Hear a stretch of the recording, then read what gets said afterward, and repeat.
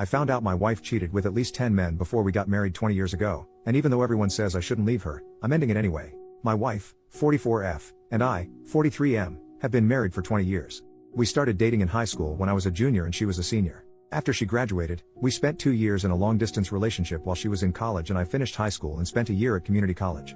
After that, we went to college in the same city for a year and moved in together. We got married the summer after I graduated from college.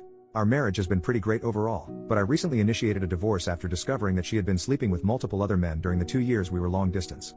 Just after Christmas, we got together with a few friends of hers from college to catch up, have dinner, and hang out. We talked about a lot of stuff and my wife mentioned that we met in high school, not that we dated, just that we met. Her old college roommate commented that it was crazy that we met in high school, had a few wild years in college, then ended up together. I played along and commented that I didn't know if my wife was as crazy as I was. The roommate started to tell a story, but my wife cut her off and said she was uncomfortable about it. I sensed something was up, so I said that we actually started dating in high school and were together for my wife's entire time at college. All of my wife's friends got real quiet and the rest of the dinner was awkward. On the way out, one of her other roommates took me aside and said I should have an honest conversation about what happened at college. I asked my wife on the way home and she kind of blew me off. I told her it was important that she was honest with me and again she said it wasn't important. When we got home, I told her I was going to stay at my brother's house until she was ready to talk about what happened in college. The next day she came over and admitted to sleeping with several men during her first 2 years of college. She said she didn't consider it a big deal at the time because we were long distance and she didn't think a high school romance would last. I pressed for more details and she said it was at least 10 different men including at least 3 guys she introduced to me as friends when I came to visit on weekends and 1 guy she was still in contact with. I told her that I wanted a divorce and would be starting the paperwork as soon as I could, which I did on January 2nd. Her family and most of my family is telling me I shouldn't throw away my marriage over a few mistakes. I've stood by my belief that cheating on me with multiple men for years is unacceptable no matter when it happened, and the fact that she continued to maintain relationships with these guys right in front of me was an unacceptable amount of disrespect. We have 2 children, but they are 17 and 19 and I believe they will understand why I need to end the marriage. Am I wrong for leaving? I feel like I'm going crazy with the amount of people telling me to overlook years of infidelity and decades of lies. Edit to provide some detail for common question. The reason I posted this is that my wife and a few friends have been saying it's common to sleep with other folks when you're in a long distance relationship and that I'm kind of the odd one out for not sleeping around. I felt like I was being gaslit, but I wanted an outside perspective. We live in a state with a waiting period to finalize a divorce, so I felt it was a reasonable idea to get some insight before things are finalized. After these comments, I see a handful of folks saying it's normal to sleep around during a long distance relationship, but it seems to be a significant minority. We saw each other a couple of weekends a month during the 2-year college period. I lived about 3 hours away from her college, so it was long distance but not like cross country. This was not a situation where we went months without seeing each other. The 3 guys I met while she was in college were meetups that happened during parties. The subject of me being a boyfriend didn't really come up, so I honestly don't know if these guys knew anything. The 1 guy we're still in contact with married a mutual friend from college. This is not some guy she secretly messages on the side, it's somebody we've talked to regularly for years. I've talked to him a few times since I've learned about my wife. He said he didn't know we were dating at the time and has since blocked my wife on social media. Some folks have asked how the roommates didn't realize at our wedding that the timelines didn't work out. The main reason is that my wife and I had a very small ceremony with just close family in Texas, then went back to the East Coast to have a big party with friends. The typical reception and sharing details about how we met stuff didn't really happen, so her roommates didn't realize we started dating before college. It sounds like they thought we only dated for the year we were both in the same city, then moved in together. I was open to therapy or some kind of attempt to save the marriage, but her insistence that this whole thing is common and I'm the one who's out of line is just too much for me. The only time she showed any remorse or even offered to reconcile is when I started filing paperwork. In the last week she's gone back to saying she's right and I'm overreacting.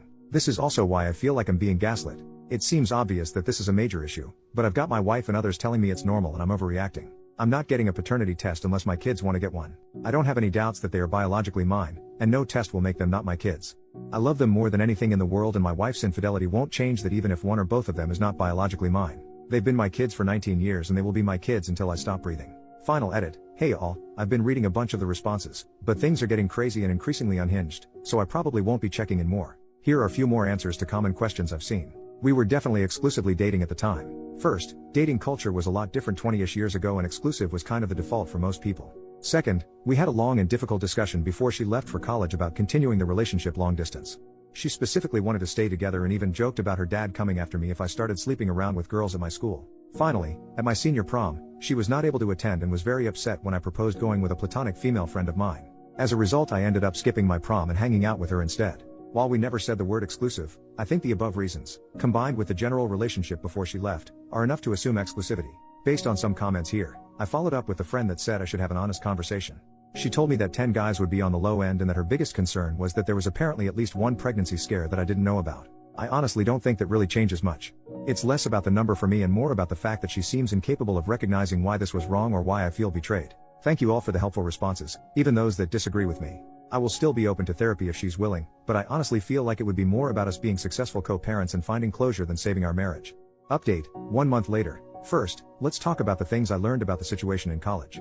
After talking to my wife in sessions and texting with 2 of her roommates, it's clear that her roommates knew something was up in college. They said they thought the situation was weird and likely involved cheating. My wife had told them that we both had some wild times in college and worked it out before we got married, so they never really brought it up. The roommate who pulled me aside recently was uncomfortable with the fact that my wife clearly didn't talk it through with me, and wanted me to know. As far as being introduced to guys she slept with, apparently that was not intended. For one of the guys, he ended up dating and then marrying one of our mutual friends from college. This is the guy she was in contact with. In the other situations, she initially blamed me in the counseling session, but has now agreed it was bad. When I went to visit her, she planned to hang out in the room or just hang out together alone, but I wanted to go to a few parties because in high school and community college, I didn't really have parties to go to. She didn't expect me to meet the guys, but they were at the parties and she felt she didn't really have a choice. I still think this is kind of crappy, but it's not as bad as her intentionally parading me in front of the guys. Most of our discussions in therapy has been talking about why I think it's a big deal and she doesn't. She initially said that none of these guys were in relationships with her and it was mostly one-night stands or friends with benefits.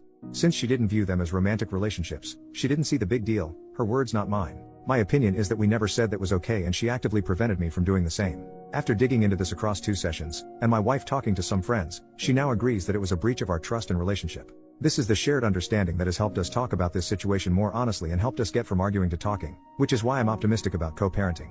Now, here's why I'm 100% set on divorce. 2 things came up that make me want to leave the marriage. First, about 10 years ago we went through a really rough patch and had a dead bedroom for about 2 years. She had expressed that our intimate life was becoming boring, so I tried to spice things up, nothing crazy, just roleplay and like Spencer's gift level toys. Apparently, she had been hung up some sexual experiences that happened in college, that she is not comfortable talking about, and wanted me to try them, but when I did it made her feel awkward and guilty that it made her think of other men while she was with me. The fact that she's saying these experiences were meaningless, but they're still impacting our marriage tells me they meant more than she wants to say. Second, she admitted that she has been flirting with coworkers on business trips since the pandemic ended. She says she has never slept with anybody, but it got as far as going on a date with one of her male coworkers. That was the absolute deal breaker for me. We have told our children that we're getting a divorce.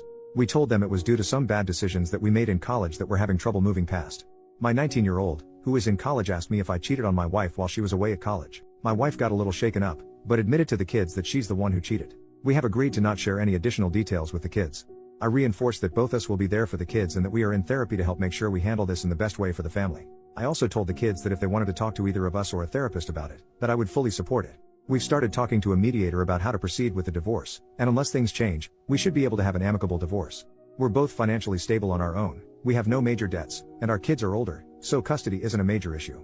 This has been a crappy couple of months for me, but I'm doing okay now and I honestly am grateful that my last post blew up because it both validated some of my feelings, but also motivated me to go to counseling with my wife. Second update, 3 months later. Hey all, this is likely the final update on this account as things have mostly been resolved. My wife and I have completed our divorce and everything is official. We had an uncontested, amicable divorce with minimal disagreements.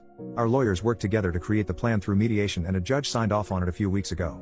In the end, the actual divorce process was pretty straightforward. The only complication was that our 17-year-old was adamant about me having custody because their relationship with my ex-wife has really fallen apart as a result of this. Initially my wife dug in her heels and was ready to give up on the uncontested marriage, but my son pretty much told her she could choose between letting him have a break for a few months to process and rebuild, or force him to live with her until he turns 18 and risk never seeing him again. I felt this was a bit harsh, but my wife backed down and we moved forward with me having primary physical custody until my son's birthday later this year. For my part, I have encouraged my son to be open to fixing things as the actions my ex took before he was born didn't change the 17 years she cared for and loved him. Fortunately, as the divorce moved forward, he has been spending more time with my ex and I'm optimistic they will work through this. In the end, we pretty much split our retirement and investments 50-50. For our house, my wife really liked the house and I didn't, so she kept the house and most of the furnishings and took out a mortgage to pay me back half of the equity and half of the estimated replacement value of the furniture. Pretty much all of our other stuff was either easy to split, my car and her car, my music gear and her hobby.